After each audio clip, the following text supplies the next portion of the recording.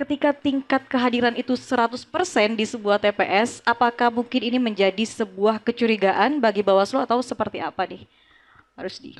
Baik, sepengalaman di pemilu kemarin, jadi tingkat kehadiran yang 100% itu sudah pasti ada potensi pelanggaran. Oke. Berkaitan dengan Mas Rusdi tadi ya, berkaitan dengan pemilih yang 100% itu potensi kecurangan ya. Saya bukan di luar nalar nih. Saya tidak sepakat berkaitan dengan itu. Kalau tadi menyampaikan dijelaskan dengan baik-baik dan ditekankan pasti ada kecurangan, ini kurang ada kesepakatan saya. Mohon maaf Pak Rusdi.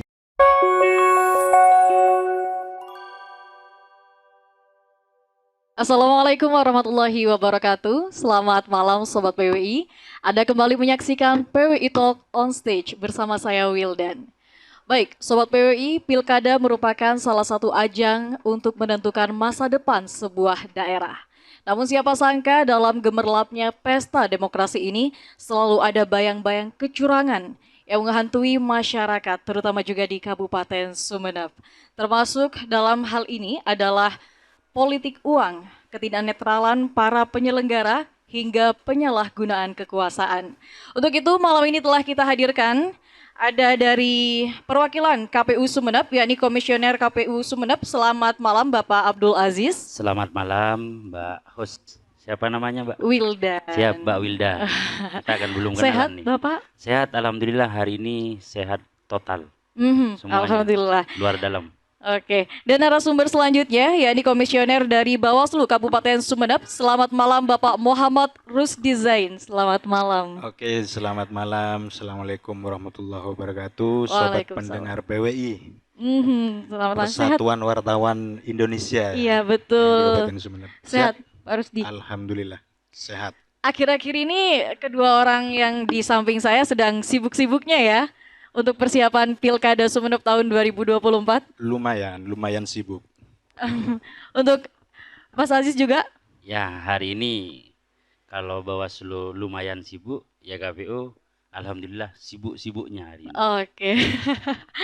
Baik, Sobat PWI sebagai garda depan penyelenggara Pilkada tentunya di samping saya ini dua orang ini bertanggung jawab.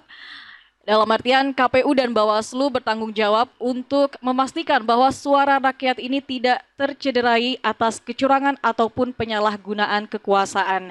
Untuk itu sebelum masuk ke materi kecurangan, saya ingin terlebih dahulu menanyakan pandangan dari kedua orang di samping saya tentang Pilkada yang dinilai dapat membawa masa depan sebuah daerah. Mungkin berawal dari KPU terlebih dahulu, seperti apa pandangan Pak Aziz?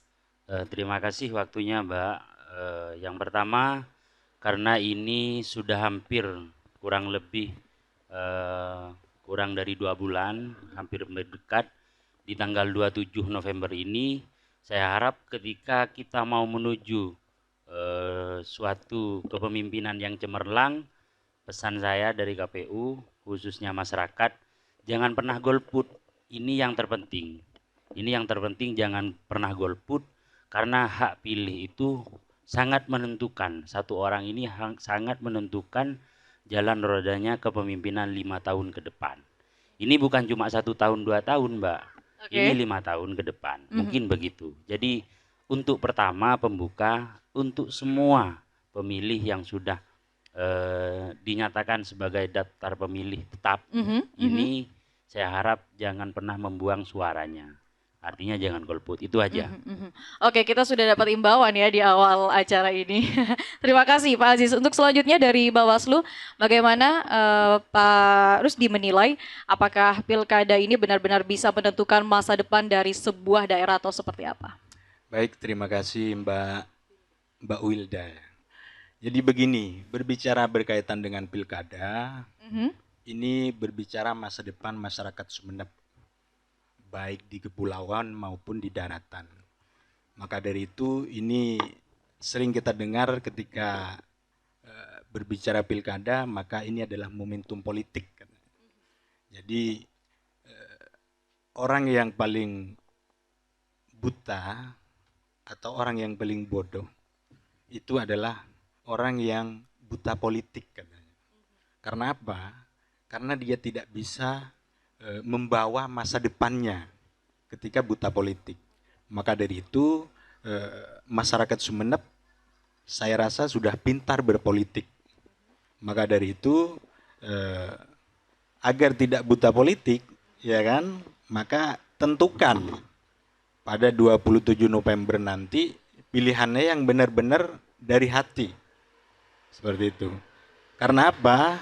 Karena buta politik ini bukan dirasakan sekarang, tapi nanti setelah terpilih pemimpinnya, misal ya, sudah sulit perekonomiannya, sudah sulit untuk mencari lapangan pekerjaan, baru itu kebutaan berkaitan dengan politik dirasakan begitu. Maka dari itu 27 November itu momentum pilkada, momentum politik ini sangat menentukan terhadap masa depan masyarakat Kabupaten Sumeneb. Oke, artinya baik KPU maupun Bawaslu setuju bahwa pilkada ini menjadi salah satu penentu masa depan sebuah daerah, begitu ya? Betul. Nah, kemudian kita tidak bisa menutup mata bahwa pelaksanaan pilkada ataupun pemilu ini diduga sering terjadi kecurangan. Kita tidak bisa menutup mata akan hal itu. Nah, baik, kita akan minta penilaian terlebih dahulu kepada Bawaslu tentang potensi-potensi memandang dari pemilu tahun sebelumnya mungkin ya Pak Rusdi, potensi kecurangan yang mungkin akan terjadi dan menjadi atensi dari Bawaslu di Kabupaten Sumeneb itu sendiri. Terima kasih Mbak Wilda. Jadi berbicara berkaitan dengan pelanggaran dan juga potensinya, setiap pemilu itu pasti ada, pasti ada. Kami dari Badan Pengawas Pemilihan yang dalam hal ini Bawaslu Kabupaten Sumeneb, tentu sebagai pengawas ya memang tugas kami dalam rangka mencegah dan juga mengawasi, mencegah dan menindak. Jadi kami sekarang dari setiap tahapan yang dilakukan oleh penyelenggara teknis dalam hal ini KPU beserta jajaran, jadi memang jadi tugas kami sudah untuk melakukan pengawasan.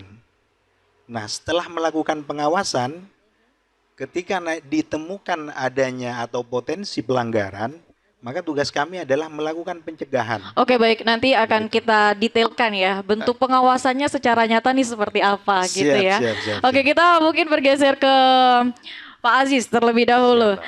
Kemudian bagaimana Anda sebagai penyelenggara tentunya memandang adanya potensi-potensi kecurangan yang akan terjadi di pilkada, mulai dari misal penggelembungan suara, bahkan adanya intervensi, dugaan intervensi dari KPU kepada jajaran di bawahnya, hingga penyalahgunaan kartu suara yang tidak terpakai. Ini seperti apa Pak Aziz? Siap, terima kasih Mbak Wilda. Yang pertama untuk menyikapi hal ini, KPT sudah keluar kemarin berkaitan dengan etik namanya. Nomor 337 itu untuk badan ad hoc. Saya kira untuk pikiran saya hari ini untuk posisi penyelenggara memihak dalam satu posisi, saya kira hari ini saya tidak berpikir panjang urusan ini. Saya kira semua alur penyelenggara yang dipakai hari ini di bawah baik PPK, baik PPS, baik KPPS ini fair. Artinya sudah mengikuti instruksi apa yang dijadikan instruksi pedoman dari KPU khususnya. Jadi saya harap ini akan berpedoman. Hari ini saya pribadi juga menghimbau kepada PPK dan juga PPS, jangan pernah main-main sama aturan. Karena ada dua hal yang memang berat di dalamnya, ada pemberhentian secara paten bahasanya Pak, artinya secara menetap. Jadi untuk pemilu ke depannya tidak bisa daftar lagi. Ini ada aturannya Pak. Aturan tersebut baru saja diputuskan atau seperti dari apa? Kemarin, cuma mungkin tidak terrealisasikan ke bawah dari kemarin. Dan hari ini saya tegaskan nih, memang saya tegaskan teman-teman penyelenggara dan juga ke masyarakat yang memang menemukan itu segera aduan kepada Bawaslu. Ini ranahnya Bawaslu, kita hanya menjalankan putusan yang dikeluarkan oleh Bawaslu. Saya kira begitu. Itu berlaku sejak pemilu tahun kemarin artinya ya? Ya ada, tentunya ada. Tentunya ada. Kemarin juga ada yang memang diberhentikan secara tetap itu ada. salah satu PPK dan hari ini tidak bisa daftar. Berarti sudah pernah ada kasus di Sumeneb Sudah, ya sebelumnya, sudah. luar biasa nih. Oke, tadi kita sentil ulang ya, Pak Rusdi. Bagaimana secara nyata pengawasan yang telah dilakukan oleh Bawaslu Kabupaten Sumeneb dalam penyelenggaraan Pilkada tahun ini? Oke, jadi berbicara pengawasan itu adalah tugas kami ya, tugas kami. Jadi saat ini sudah masuk tahapan kampanye. Ini merupakan salah satu tahapan yang krusial. Artinya di tahapan kampanye ini banyak sekali, baik itu gesekan antar tim dengan tim, bahkan antar saudara dengan saudara yang ya dalam rangka momentum politik itu tadi. Jadi kami tentu di momentum di tahapan kampanye ini sudah banyak melakukan upaya pencegahan dalam rangka apa? Supaya potensi pelanggaran di tahapan kampanye ini semakin kecil. Misal netralitas ASN misalnya. Selain itu money politik misalnya. Jadi untuk netralitas ASN ini itu kan sudah diatur di pasal 70 Undang-Undang 10 2016 tentang pemilihan itu.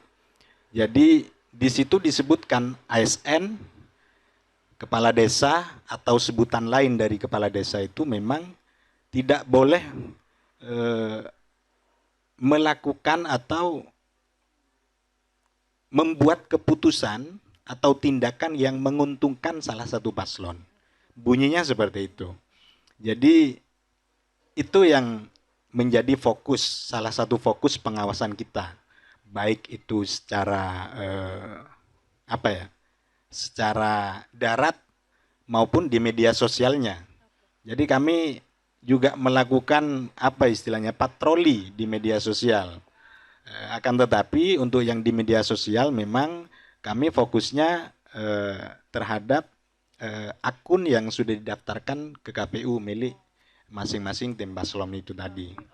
Oke, Pak Rusdi, menanggapi tadi kan ada patroli yang telah dilakukan. Sampai saat ini apakah sudah ada pelanggaran-pelanggaran yang ditemukan oleh pihak Bawaslu atau seperti apa? Jadi sampai saat ini memang belum ada laporan secara resmi yang masuk kepada Bawaslu. Akan tetapi kami sudah mendapat banyak informasi yang masuk ke kami, misal seperti APK yang rusak. Sifatnya masih rusak ya, entah rusaknya itu karena ada yang merusak atau dirusak atau karena bencana alam. Itu masih belum ada laporan resmi kepada kami. Cuman atas informasi itu kami sudah meminta jajaran kami dalam hal ini Panwascam dan PKD itu untuk menginventarisir APK-APK yang rusak, APK-APK yang yang bertebaran di masing-masing kecamatan. Seperti itu. Itu dalam rangka yaitu tadi pengawasan, pencegahan juga. Oke, dalam pencegahan potensi kecurangan itu sendiri artinya Bawaslu sejauh ini masih hanya menerima informasi terlebih dahulu ya, belum menjemput bola atau seperti apa? Pengawasan sudah kami lakukan. Bukan istilahnya bukan kami tidak menjemput bola, Mbak. Tapi prosedur di kami itu ada informasi awal. Informasi awal ini untuk pemilihan ini berbeda dengan yang pemilu kemarin. Jadi pasalnya itu yang awalnya hanya ada 4, itu sekarang menjadi 8. Termasuk informasi dari media. Jadi misalnya media menulis berkaitan dengan adanya dugaan itu bisa dijadikan informasi awal oleh kami. Begitu. Setelah informasi awal masuk itu, baru kami melakukan penelusuran, Mbak. Penelusuran. Begitu. Berbeda dengan misalnya ketika ada orang yang melapor. Ketika ada orang yang melapor itu otomatis kan pelapornya sudah ada, ininya sudah ada, maka tentu langsung kami tindak lanjuti gitu loh. Berkaitan dengan alat bukti, barang bukti dan segala macamnya itu. Jadi kalau informasi itu kami harus melakukan penelusuran terlebih dahulu, Mbak. Apakah misal APK misalnya, APK sobek misalnya. Nah, ini benar ada yang menyobek atau memang karena faktor alam gitu. Itu kami melakukan penelusuran melalui ya Panwascam yang ada di masing-masing kecamatan itu. Pernahkah ada temuan langsung di lapangan tanpa adanya informasi terlebih dahulu? Banyak, banyak. Jadi ada beberapa memang temuan kami. Jadi temuan itu kami tindak lanjuti, yaitu tadi dengan penelusuran itu. Baik Pak Rusdi. Nah selanjutnya, meskipun tadi sudah ada patroli dan lain-lain ya, tapi rupanya potensi-potensi kecurangan di pilkada atau pesta demokrasi ini masih saja sering terjadi. Kalau sebagai penyelenggara di KPU, menurut Anda sendiri apa faktor yang menyebabkan masih saja sering terjadinya kecurangan-kecurangan itu? Untuk kampanye, nah ini kan masih tahap kampanye hari ini. Semuanya sih sebenarnya. Tapi saya lebih pentingnya hari ini kampanye. Ada dua berkaitan dengan kampanye itu, berkaitan dengan dana kampanye. Yang pertama, yang kedua berkaitan dengan hal-hal yang di bawah ya kayak APK dan media yang tadi disebutkan Pak Rusdi Zain ini saya kira dari kemarin potensi-potensi itu memang kita bukan nunggu juga, karena kenapa Bawaslu ini hari ini memang patrolinya luar biasa. Saya kira luar biasa karena juga ada sebagian PPK laporan ke kita berkaitan dengan pengawalan ataupun pengawasan itu sangat ketat. Saya kira itu luar biasa kerjasamanya Bawaslu berkaitan dengan pengawasan di bawah. Berkaitan dengan potensi kecurangan itu di bawah, ini terkadang ada dua hal faktor, Mbak. Yang pertama, yang memang ada salah satu tim kemenangan dari pasangan calon ini membuat kegaduhan, memancing Bawaslu untuk turun. Itu ada satu. Yang kedua, ini tidak kepekaan ataupun tidak kepahaman berkaitan aturan. Dia hanya tahunya kita boleh memasang APK, contohnya APK. Kita boleh memasang APK. Cuma titik koordinatnya kan sudah ditentukan sama KPU. Terkadang kurang koordinasinya tim kemenangan kepada pihak yang bertanggung jawab ataupun ketua. Makanya hari ini memang kita bukan menunggu surat cinta dari Bawaslu, tidak. Semoga aja kampanye hari ini berjalan dengan damai. Cuma yang saya terima laporan dari bawah, baik dari PPK, tingkat PPS, pengawasan Bawaslu hari ini luar biasa.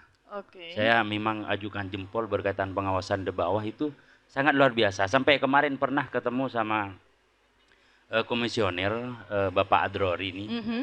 Ini atau jangan-jangan karena lagi ada Bawaslu nih di sini, jadi makanya disanjung-sanjung nih. Kita fair nih. Kita komitmen. Kita komitmen, Mbak. Karena yang dibuat itu suatu aturan kampanye, khususnya kemarin itu memang ada Bawaslu, ada tim kemenangan kedua pasangan calon ini kita sepakati bersama. Memang hal itu kebanyakan sih dia tidak menanyakan berkaitan dengan titik yang harus dipakai. Contoh semisal satu dasar nih, di pendidikan tidak boleh nih dipasang berkaitan dengan APK dan semacamnya. Artinya seperti sekolah, pondok pesantren, yang berbentuk pendidikan yang mengganggu fasilitas itu memang tidak boleh. Itu ada aturannya. Terkadang memang dia satu disengaja, memang memancing, namanya memancing. Yang pertama, yang kedua dia memang tidak paham nih.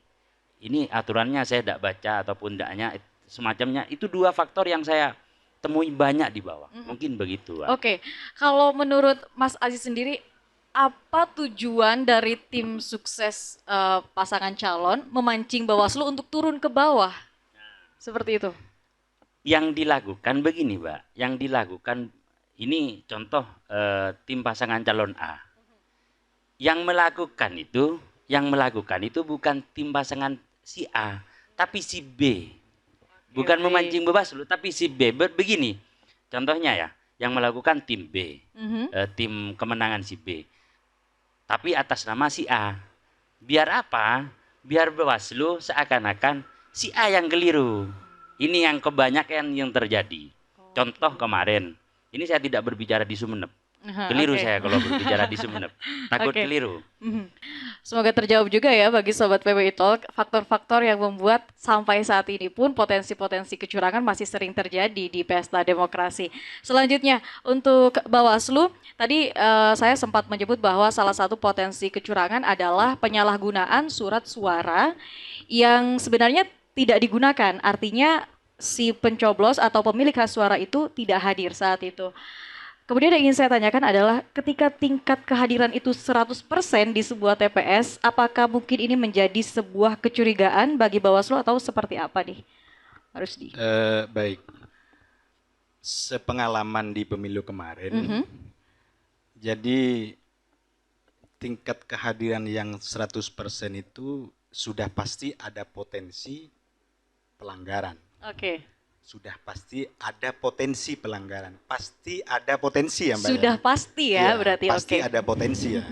Maka dari itu ketika ada di TPS-TPS tertentu, kami kan punya pengawas TPS nih, PTPS. Jadi ketika memang ada yang 100% tingkat kehadirannya, maka itu menjadi objek, istilahnya apa ya? Objek vital kami untuk melakukan pengawasan. Gitu. Karena ya sudah kita ketahui bersama, bukan sudah menjadi rahasia umum ya. Jadi apalagi di pemilu kemarin itu kan adalah sebagian, meskipun tidak 100%, ada sebagian yang sudah mau nyampe 100%. Itu pasti kami minta Panwascam atau PKD dan PTPS untuk mengecek.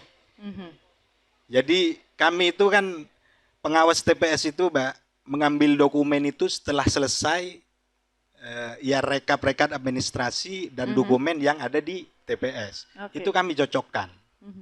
Seperti itu. Tapi Pak Rusdi yakin tidak ada kong kali kong antara PTPS dan juga KPPS nih, kira-kira? Sejauh ini kami masih belum menemukan. Artinya makanya pada pemilihan ini kenapa kami butuh masyarakat untuk ikut mengawasi. Oke. Butuh semua elemen masyarakat untuk mengawasi ya dalam rangka itu. Dalam rangka itu. Makanya sejauh ini memang belum ada laporan yang berkaitan dengan kong kali kong dan ini segala macamnya. Karena itu berkaitan dengan etik ketika itu dilakukan gitu loh. Sejauh ini kami di pemilu kemarin kami juga sudah merekomendasi kepada KPU berkaitan dengan pelanggaran yang sejenis itu lah, sejenis itu. Dan itu kami tindak lanjuti, kami sidang di Bawaslu berkaitan dengan pelanggaran administrasi dan laporan itu. Cuman kenapa kami butuh masyarakat? Ya dalam rangka itu. Masyarakat juga harus membantu kami yang personilnya terbatas. Di PTPS hanya ada 1 orang dan di desa hanya ada 1 orang. Oke. Terus di kecamatan ada 3 orang, di kabupaten ada 5 orang. Jadi kami butuh masyarakat ikut andil dalam ikut membantu kami melakukan pengawasan dalam rangka apa? Supaya pelanggaran-pelanggaran ini ya dapat ditangani dengan baik, terutama pelanggaran-pelanggaran ini supaya bisa diminimalisir, Mbak. Oke. Begitu. Oke, tapi kan kadang masyarakat nih susah nih Pak yang mau melapor. Kalau sudah antara PTPS dan KPPS kong kali kong nih, kan agak susah nih. Gimana mungkin masyarakat takut atau khawatir, terancam atau nanti ada intervensi? Mungkin Pak Rusdi bisa menjawab. Makanya butuh apa ya, kepintaran dalam berpolitik yaitu Mbak. Merugi sendiri kan? Ya, makanya saya yakin dan optimis masyarakat Kabupaten Sumeneb ini ya sangat pintar lah dalam berpolitik. Maka dari itu jangan sampai ada misalnya sungkan untuk melaporkan ketika melihat suatu pelanggaran. Jangan.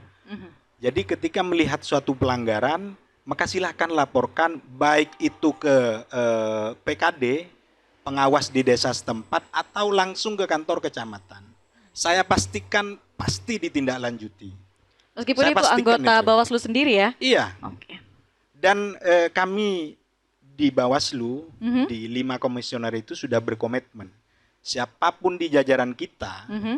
yang misal ikut menjadi tim atau menjadi apalah istilahnya, ikut andil dalam salah satu paslon, maka kami sepakat dan berkomitmen untuk langsung memecat. Oke. Kalau tidak percaya silahkan. Silahkan dicoba, sudah ditantang ya. Kalau mau merasakan pemecatan, silahkan. Dan saya rasa kami akan lebih tegas di internal ini. Karena apa? Karena itu berkaitan dengan kita ini di Mas Bawaslu-nya kan sebagai tonggak demokrasi, Mbak. Begitu. Jadi kami benar-benar komitmen. Terima kasih kepada Mas Aziz yang sudah menyanjung kami. Tentu surat cinta dan pengawasan tidak akan pernah kendor dari kami.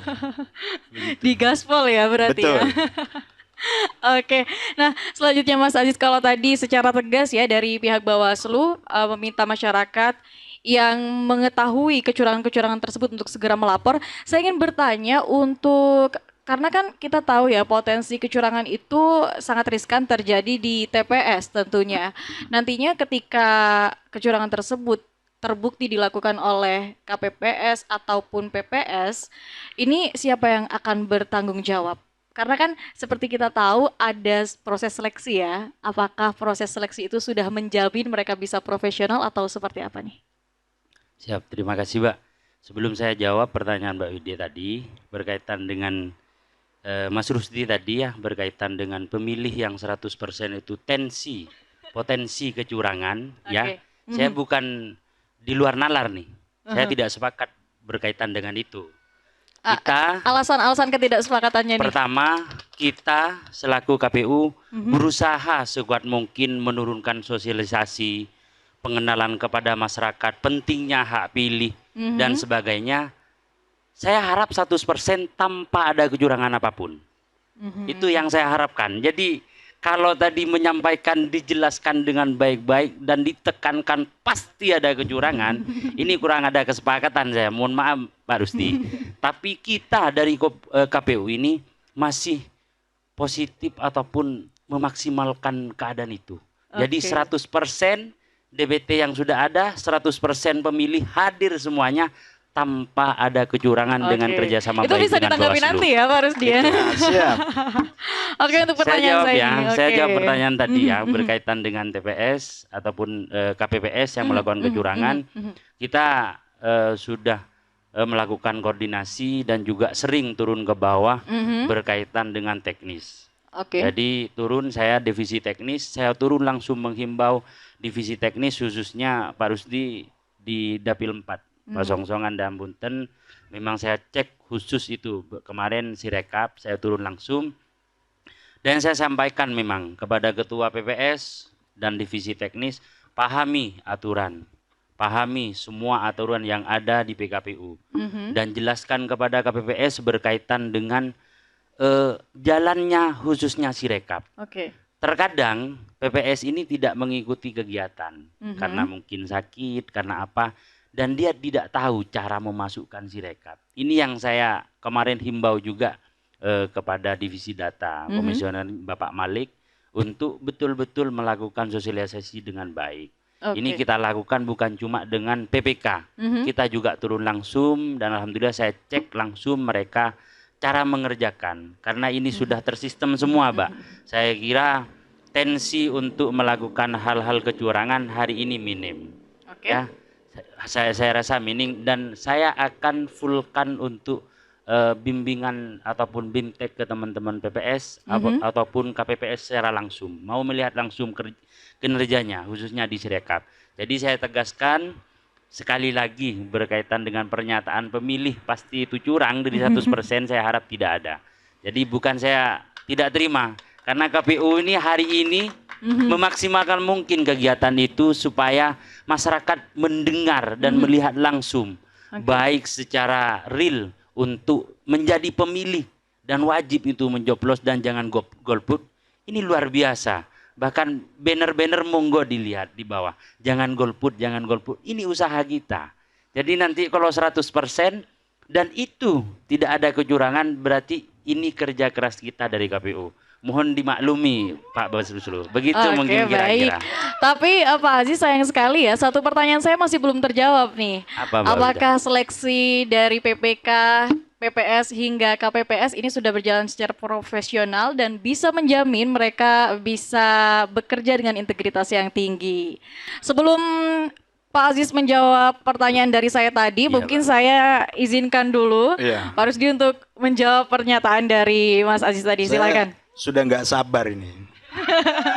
Iya, sudah terlihat dari raut wajahnya ya. Jadi begini, saya sangat apresiasi dan angkat topi kepada KPU yang tingkat kehadirannya 100% tanpa ada kecurangan dan pelanggaran. Nah, kenapa saya katakan ada potensi, gitu kan? Itu kan menjadi objek vital kami. Jadi ketika 100% tingkat kehadiran dan partisipasi masyarakat, itu tidak hanya tugas dari KPU itu sendiri gitu. Artinya kami juga sebenarnya ingin mendapat penghargaan juga ketika 100%-nya itu tanpa ada kecurangan. Iya kan?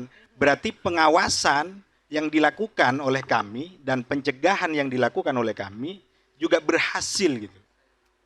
Kan begitu. Bisa dinalar nggak, Mbak? Wah, gimana Bisa, nih? Pak. Gimana Pak Kan Aziz ya? begitu. Jadi Gitu, Pak. potensi pelanggaran itu dalam rangka untuk menyemangati kita. Supaya apa? 100% itu tanpa pelanggaran gitu loh.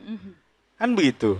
Jadi ketika 100% tanpa pelanggaran itu kan kerjanya KPU dengan Bawaslu kan gitu. Jadi apa? Pelanggaran tidak ada di 100%.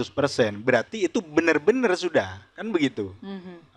Maka dari itu ya kami di Bawaslu ya juga ingin mendapatkan itu sebenarnya. Oke. Ingin mendapatkan itu. Tolong penonton yang ada di rasa.org bisa tepuk tangan yang meriah bagi kedua narasumber kita. Oke, terima kasih. Tapi saya rasa untuk tingkat kehadiran 100% ini agak sulit sebenarnya Pak Aziz. Karena apa? Karena beberapa waktu lalu di pelaksanaan pemilu sebelumnya ya, itu ada beberapa TPS di salah satu kecamatan memang datanya ternyata tidak valid data pemilihnya. Jadi ada yang sudah meninggal, ada yang pindah kota, tapi mungkin mereka tidak melapor ke KPU. Ini bisa jadi pertimbangan untuk dievaluasi lagi mungkin Pak Aziz. Siap. Nanti saya sampaikan ke divisi datanya. Oke, baik. Sudah ada masukan berarti ya.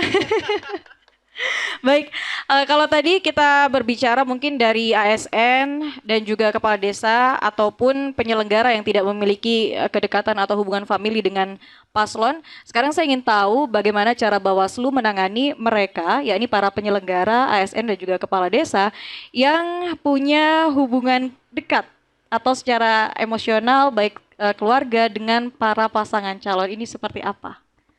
Oke, terima kasih. Sebenarnya sudah saya sampaikan dari awal tadi berkaitan dengan ketegasan dan komitmen kami terhadap di penyelenggara itu sendiri ya. Oke. Artinya Bawaslu dengan jajaran. Jadi kami sudah berkomitmen untuk di jajaran kami. Oke. Jadi jangan coba-coba untuk apa ya bertindak yang menguntungkan salah satu paslon. Ketika itu sudah muncul atau kami temukan itu di jajaran kami, maka kami bersepakat berlima itu untuk melakukan pemecatan. Karena di Perbawaslu itu penindakan atau sanksi terhadap Panwascam dan PKD itu kewenangannya sudah ada di kami, Di Bawaslu. di Bawaslu Kabupaten. Maka dari itu kami sudah melakukan pleno bersama lima pimpinan itu ya dalam rangka itu supaya jajaran kami benar-benar ya menjadi penyelenggara, bukan menjadi tim sukses begitu.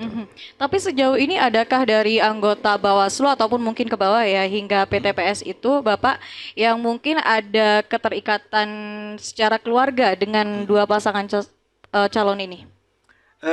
Sejauh ini belum ada, hanya saja alumni mungkin ya. Nah, itu. Karena di itu kan situ. juga perlu diwaspadai nih.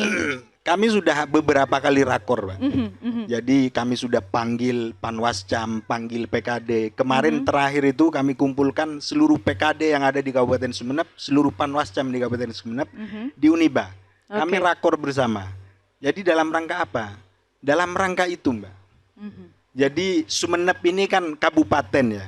Oke. Tentu calonnya sekarang ini ada petahana dan juga ada dari unsur kiai atau tokoh yang Mhm. itu alumninya banyak gitu. Oke. Jadi untuk jajaran di Bawaslu sendiri ya, Mhm. ya itu tadi jangan macam-macam. Jangan macam-macam. Itu aja. Kami berlima sudah pleno dan bersepakat. Jadi kalau teman-teman kami di jajaran mau macam-macam, ya tinggal ditunggu aja. Tinggal ditunggu aja. Satu, Mbak, kemarin malam itu ada laporan. Oke. Jadi ada pengawas kami Mhm. yang ikut menyebarkan Mhm. bahan kampanye salah satu paslon. Oke. Sudah kami tindak. Sekarang status dia? Diberhentikan. Oke, langsung ya. Iya. Mhm. Mhm. Tapi kami tidak bisa menyebut kecamatannya. Oh iya, siap. Cuman sudah kami lakukan. Luar Sudah biasa kami ya. lakukan. Luar biasa, luar biasa. Gimana Nanti- nih, mau perlu disebut atau enggak nih penonton nih dirasa nih? Untuk teman-teman PWI bisa Kontak konfirmasi langsung ya. Oke, kalau itu tadi statement dari Bawaslu, saya juga ingin mengetahui statement dari KPU bagaimana dengan penyelenggaranya baik di KPU sendiri hingga KPPS yang mungkin ada keterikatan baik keluarga atau mungkin tadi alumni ya kalau disebutkan oleh Pak Ras, seperti apa nih tindakannya? Dari KPU sekali lagi sudah dihimbau. Semua sesuai dengan aturan. Dan yang terakhir, kami pasrah ke Bawaslu aja. Jadi semua yang dilakukan oleh penyelenggara di PPK, PPS, KPPS yang melakukan tindakan di luar aturan yang diperintahkan oleh KPU Kabupaten, yang ditemui baik dari Bawaslu, masyarakat, saya pasrahkan kepada Bawaslu. Karena komisioner yang 5 dari Bawaslu inilah yang bisa kita melakukan putusan itu. Oke. Ya, kita cuma bisa memanggil dan SP paling tidak SP kan begitu. Kalau memang fatal itu yang lebih mengetahui untuk ini, untuk pelanggaran yang dilakukan tim Badan ad hoc ini Bawaslu. Jadi pengawasan ini akan mengetahui itu. Mungkin itu, Mbak ya. Oke, artinya juga ada garansi ya dari pihak KPU bahwa jajarannya sudah berusaha untuk melaksanakan pilkada ini secara jujur dan juga adil, Sudah. begitu ya. Ada itu. Oke, baik. Kita berpindah ke daerah kepulauan karena ini cukup riskan juga ya, karena aksesnya yang sulit, maka potensi kecurangan cukup sering terjadi. Mungkin saya ke Bawaslu terlebih dahulu. Bawaslu seperti apa pengawasan penyelenggaraan pilkada di wilayah kepulauan dengan akses yang sangat terbatas ini? Terima kasih. Jadi ketika berbicara kepulauan, ya di pemilu kemarin banyak cerita sebenarnya, termasuk yang kami harus ke MK, itu salah satunya kasusnya ada di kepulauan. Itu menjadi pelajaran berharga bagi kami bagaimana intensitas koordinasi komunikasi jajaran baik di kecamatan dengan desa, desa dengan kecamatan, kecamatan dengan kabupaten, kabupaten dengan kecamatan. Itu menjadi pelajaran berharga bagi kami. Terus yang kedua, untuk kepulauan ini memang apa ya, istilahnya oleh kami di kabupaten, di pimpinan di kabupaten, Oke. diberikan tips-tips khusus atau semangat-semangat khusus bagi teman-teman yang ada di kepulauan. Karena ada yang curhat kepada kami ketika misalnya harus mengawasi dari satu TPS ke TPS ini, TPS ini itu harus masih dengan naik perahu dan segala macamnya, Oke. itu juga menjadi hambatan gitu kan. Akan tetapi antara kepulauan dengan daratan di jajaran kami Bawaslu khususnya tidak ada perbedaan, Mbak. Artinya komitmen kami sama. Jadi misal di kepulauan ada pelanggaran, itu pasti kita proses. Berkaca di pemilu kemarin, Oh ya. banyak laporan-laporan yang masuk ke Panwascam di kepulauan, itu kita ambil alih ke kabupaten. Oke. Dalam rangka apa? Ya dalam rangka untuk menseriusi laporan-laporan yang ada di kecamatan. Seperti itu, Mbak. Kemudian statusnya yang kemarin itu kalau tidak salah di Sapeken ya, kemarin salah satunya di Iya. kepulauan yang sempat Sapeken, terjadi dugaan. Arjasa, Arjasa itu sampai ke MK kemarin. Mbak. Oke. Begitu. Berarti benar-benar ada pengawalan yang sama baik di daratan Betul. maupun kepulauan. Baik, dari KPU mungkin ada kebijakan-kebijakan berbeda untuk masyarakat di kepulauan dalam penyelenggaraan pilkada ini daripada di daratan. Saya kira sama. Cuma nanti yang paling kita jaga itu berkaitan dengan kelancaran sistem yang ada di dalam. Karena dari kemarin sistem ini yang terkendala. Artinya kayak sinyal, dan kita juga hari ini mengusahakan semua itu akan lancar dengan baik. Berkaitan dengan kecurangan, Mbak, yang ada di kepulauan, karena saya ini pribadi mantan pengacara, tentunya sudah melakukan koordinasi ke bawah secara khusus dan silent. Oke. Jadi kalau Bawaslu ini tereska, kalau saya pribadi karena ini menjadi PR besar dari mantan pengacara ke KPU, ya kan? Ini menjadi besar walaupun itu tidak keseluruhan kepulauan, sebagian. Cuma potensi-potensi yang memang disampaikan ini zona gemuk, ya saya taruh antara 1 orang dan 2 orang. Memang dalam posisi siap untuk melakukan hal apapun di bawah. Memang siap satu perintah untuk melakukan. Saya yakin sekalipun ada Bawaslu, ada PKD ataupun PD ya di bawah ya. Itu saya bukan tidak percaya Bawaslu, tidak. Cuma saya pengen mengoreksi secara langsung detail di kepulauan.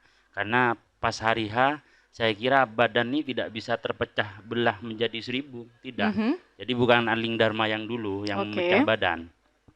Jadi hari ini kalau satu ya tetap satu, kan begitu. Jadi saya tidak mungkin langsung dari daratan ke kepulauan. Jadi solusinya kalau saya hari ini memang ada orang yang memang dijadikan sebagai mitra terpercaya dari saya dari dulu untuk memang di kepulauan itu ada, Pak. Tapi Untuk kalau cek fungsi langsung. pengawasan itu kan harusnya sudah pasrah sepenuhnya nih ke Bawaslu nih. Gimana nih Bawaslu nih? Betul, memang sepenuhnya. Tunggu dulu biar tidak ada kekeliruan. Oke. Biar tidak ada kekeliruan. Oke, Kayaknya ini silakan. kesalahpahaman dari Mbak Ida ini. Oke, seperti apa nih? Begini. Kan beda, Mbak. Gini. Kita berbicara lembaga. Ya, Tadi yang betul. disampaikan Saya pengen tahu secara detail langsung saja Oke. berkaitan dengan apa sih yang dilakukan di Arjasa. Karena kemarin tensi yang sampai ke MK di Arjasa ya Bawaslu. Apa sih yang menjadi penyelenggara ini sehingga melakukan tindakan di luar nalar ataupun tindakan di luar aturan. Apa sih yang menjadi dasar? Apakah karena ada penyogokan di satu sisi, apakah ada perintah khusus yang memang dilakukan oleh oknum-oknum yang ada di dalamnya, seperti yang disampaikan tadi, kepala desa, oknum dinas ASN ataupun dan semacamnya. Ini tidak menutup kemungkinan. Kalau begini, contoh, sekali lagi, saya bukan tidak percaya sama Bawaslu. Cuma ketika orang sudah tahu, itu PD, itu pengawas, ya kan? Hati-hati. Tidak bisa mendekati secara real. Jadi tidak bisa mengetahui secara dalam.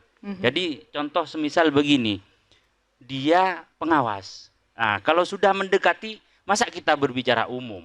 Kan tidak kan? Nah, saya pengen tahu secara detail nih khususnya. Saya sekali lagi saya bukan tidak percaya sama Bawaslu. Saya satu hati sama Bawaslu, siap untuk menyukseskan pilkada ini. Terima kasih. Artinya ada mata-mata ya khusus Ya, ya. Oke, semata-mata baik, begitu. luar biasa. Nah, Sobat PWI tentunya ketika kita berbicara tentang pilkada ataupun pesta demokrasi tidak akan lepas dari adanya money politik. Dan kami PWI Talk ingin mengetahui pandangan dari kedua narasumber kami tentang hal tersebut. Dari KPU terlebih dahulu, seperti apa Anda memandang money politik dalam pelaksanaan pesta demokrasi? Ya, sudah aturan Mbak ada itu, Mbak. money politik dilarang, gimana lagi? Ini saya pasrahkan ke Bawaslu aja ini berkaitan dengan sikap kayak gini. Jadi kalau saya tidak banyak panjang lebar. Berkaitan dengan yang di bawah, siapapun yang bermain-main saya tindak tegas dengan aturan yang ada. Itu aja, Pak. Jadi saya tunggu perintah dari Bawaslu, ini sudah main ataupun money politik di bawah, khususnya penyelenggara. Jadi mungkin apalagi paslon nanti, kan begitu. Jadi saya kira semua itu yang ada di global warningnya itu satu pintu sama Bawaslu. Jadi untuk pernyataan ini sikap yang paling tepat untuk menyampaikan ini adalah Bapak Bawaslu, Pak Rusdi Oke, Zaini. silakan Pak Rusdi.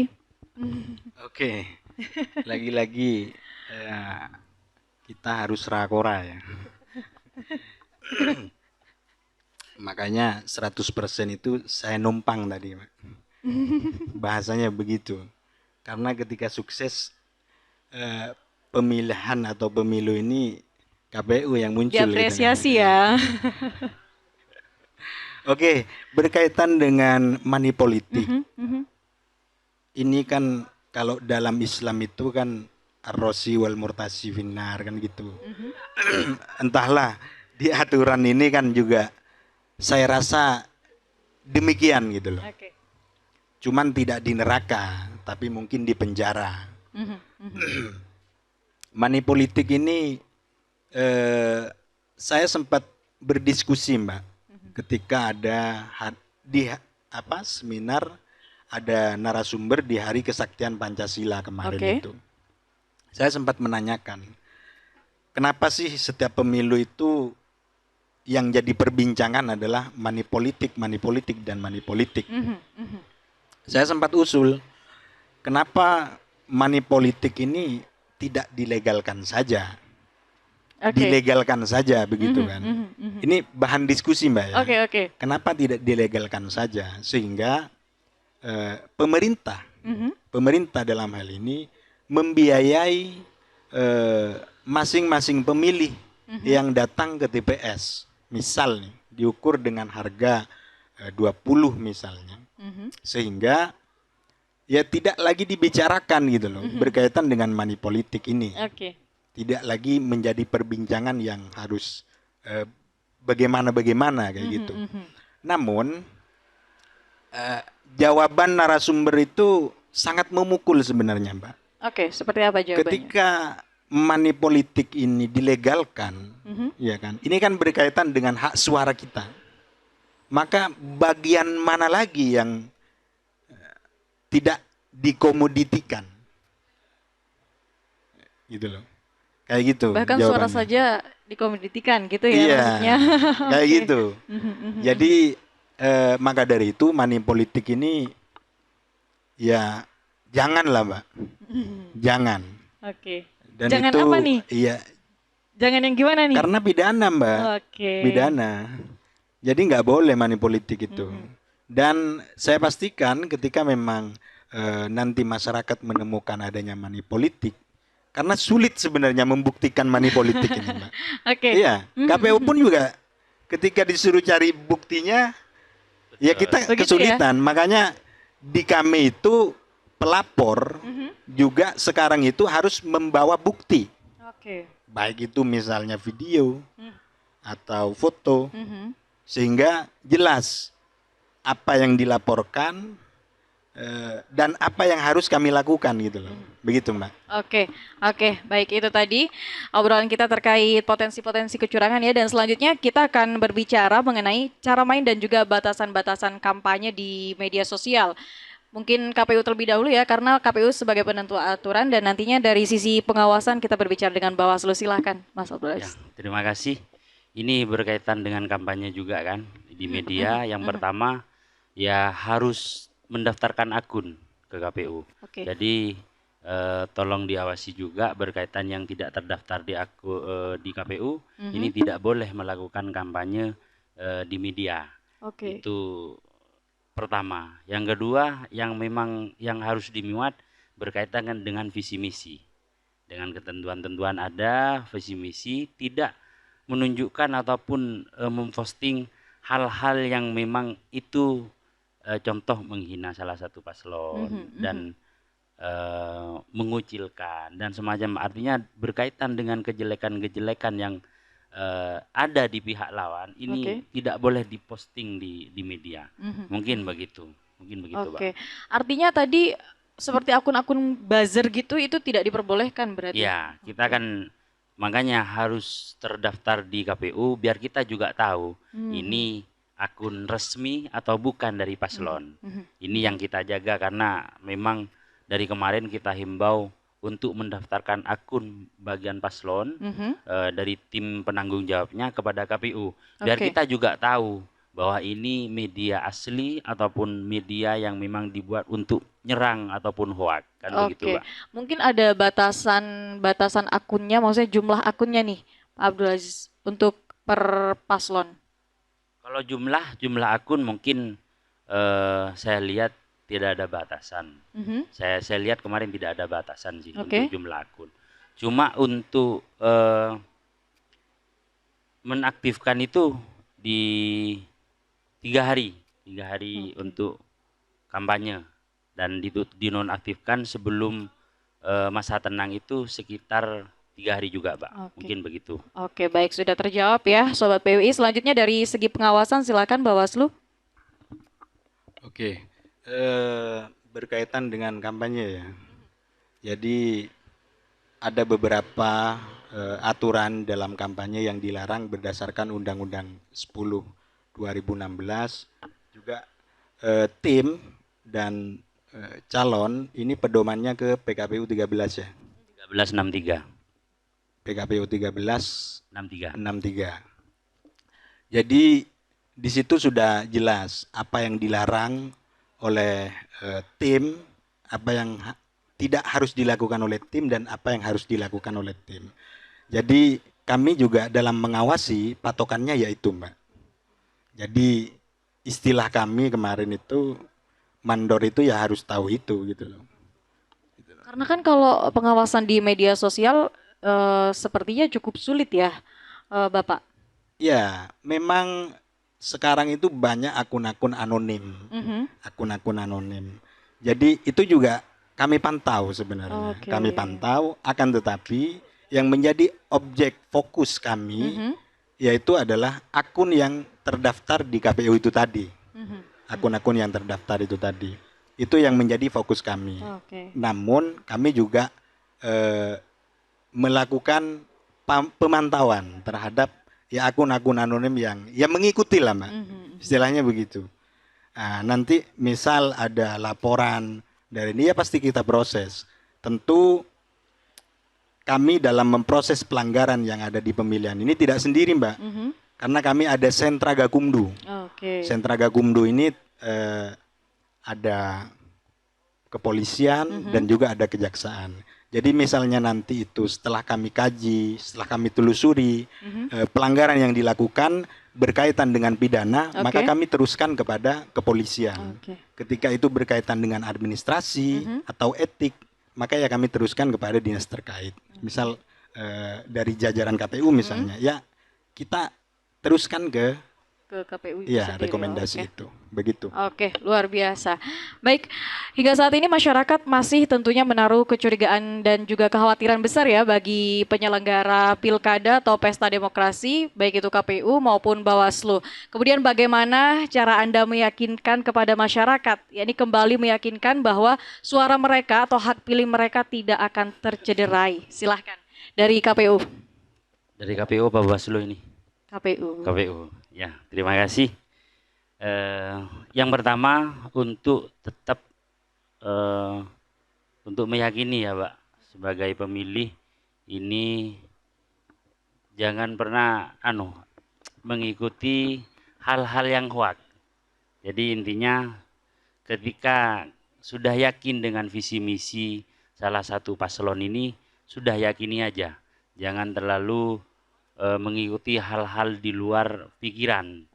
Jadi tetap dalam satu tujuan. Saya kira yang terpenting di tanggal 27 itu tetap datang kepada TPS untuk mencoblos, itu aja, jangan golput. Itu dulu, jangan golput. Artinya begini, ini untuk kedepannya di masa-masa kampanye ada hal-hal banyak yang memang menjadi serangan masyarakat ini, sehingga ada hal-hal yang memang tadi khususnya di akun media, baik di lapangan, ini banyak-banyak serangan-serangan yang memang di luar nalar yang tidak bisa kita pantau secara khusus, memang begitu. Mungkin itu, Mbak ya. Oke, silakan untuk dari Bawaslu. Oke, jadi tugas Bawaslu berat ya, karena itu tadi dari pertanyaannya bagaimana meyakinkan masyarakat haknya tak tercederai. Itu bagian dari tugas utama kami dalam rangka untuk supaya hak-hak masyarakat ini di pemilihan tidak tercederai. Tentu kami sangat berkomitmen dan optimis di 5 komisioner beserta jajaran ke bawah dalam rangka mensukseskan juga memaksimalkan fungsi kami sebagai pengawas